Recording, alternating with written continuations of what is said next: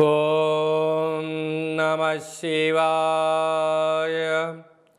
ఓం నమో నారాయణాయ. ఓం సూర్య అరిష్టేతు సంప్రాప్తే సూర్యపూజాంచ కారయేత్. సూర్యధ్యానం ప్రవక్ష్యామి ఆత్మదోషపీడోప ఉపశాంతయే. హరి ఓం. మా ఛానల్కి స్వాగతం. చూస్తున్న వీక్షకులకు ప్రేక్షకులకు ప్రియ కాళ భైరవ భగవద్బంధులకి స్వాగతం పలుకుతూ మమ్మల్ని ఎంతగానో ఆదరిస్తూ ఉండబడినటువంటి ప్రియ సోదర సోదరీమణులకు, జ్యోతిష్య అభిమానులకు, సనాతన ధర్మ సంరక్షకులకు అందరిపైనను ఆదిత్యుడు అయినటువంటి సూర్య భగవానుడి యొక్క ఆశీస్సులు అందరినీ నిండు నూరేళ్ల ఆయురారోగ్యాల చేత, సత్ప్రవర్తన చేత ఆయుష్ను, ఆరోగ్యాన్ని, మనశ్శాంతిని ప్రసాదించమని కోరుకుందాం. 17/7/2024 నుండి 17/8/2024 వరకు ఏడాది తర్వాత కర్కాటక రాశిలో రవి భగవానుడు సంచారం చేయడం జరుగుతుంది.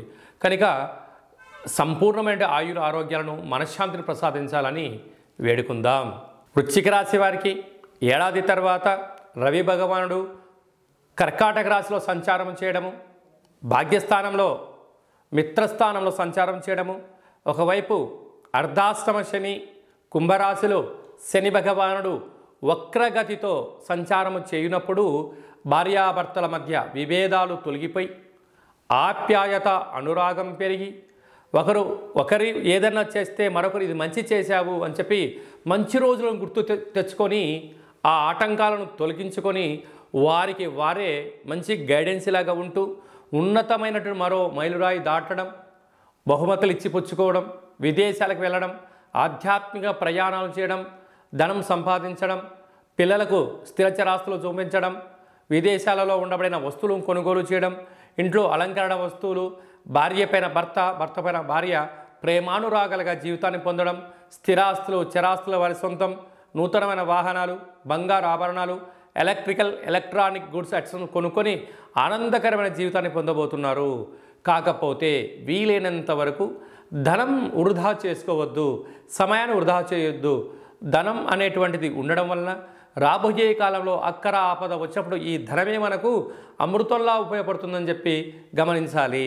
ఈ రవి భగవానుడి యొక్క ఆశీస్సులు అందరిపైనను పుష్కలంగా ఉండాలన్నట్లయితే ప్రతి ఆదివారం పూట ఉదయం 6 నుండి 7 గంటల వరకు రవిహోర జరుగుతుంటుంది. ఆ సమయంలో సూర్య నమస్కారము, అరుణ పారాయణము, గోధుమలతో కూడుకున్న ఆహారాన్ని పక్షులకు దానం చేయడం వలన సంపూర్ణ ఆయురారోగ్య స్థితి ఉంటుందని చెప్పి గమనించాలి. మనకు రాసులు 12, లగ్నాలు 12, సూర్య నమస్కారాలు కూడా 12 ఉంటాయి. కనుక ప్రతిరోజు వీలైతే 12 నమస్కారాలు చేసినట్లయితే సంపూర్ణ ఆయురారోగ్య పరిస్థితి ఉంటుందని చెప్పి గమనించాలి. ఇంకనూ మనం విజయం సాధించగలగాలి అన్నట్లయితే ఈ యొక్క పాత్ర కంచు పాత్ర. ఈ పాత్రలో 12 రాసులు అచ్చు వేయడం జరుగుతుంటుంది.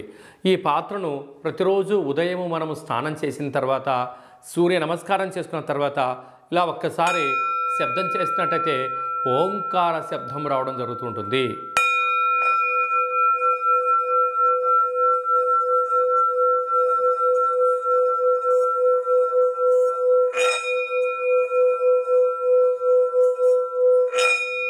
ఈ శబ్ద తరంగాల వలన మనిషి శరీరంలో ఉండబడినటువంటి షట్చక్రాలు వికసించడం, అనారోగ్యం దూరం అవ్వడం, ఐశ్వర్యం ఆనందమవడం, విద్యాకర్షణ, ఉద్యోగాకర్షణ, వ్యాపార ఆకర్షణ కలుగుతుంది అని చెప్పి గమనించాలి.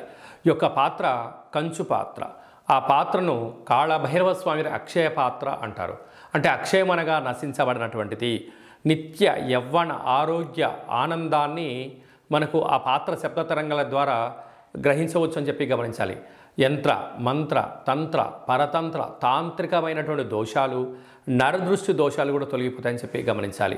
ఈ పాత్రతో పాటు పిరమిడు, డాలరు, కంకణము, కాళభైరవ హోమాన్ని ప్రత్యేకంగా చేయించి మీకు వీడియో కాల్లో చూపించి మీకు ప్రసాదంగా ఏర్పాటు చేయడం జరిగింది. కనుక ఇంటింటా కాళభైరవం అనే కార్యక్రమంలో పాత్రను ఇంట్లో ఉంచుకుందాం, కష్టాలకు స్వస్తి పలుకుదాం, ఐశ్వర్యానికి స్వాగతం పలుకుతామని చెప్పి గమనించాలి.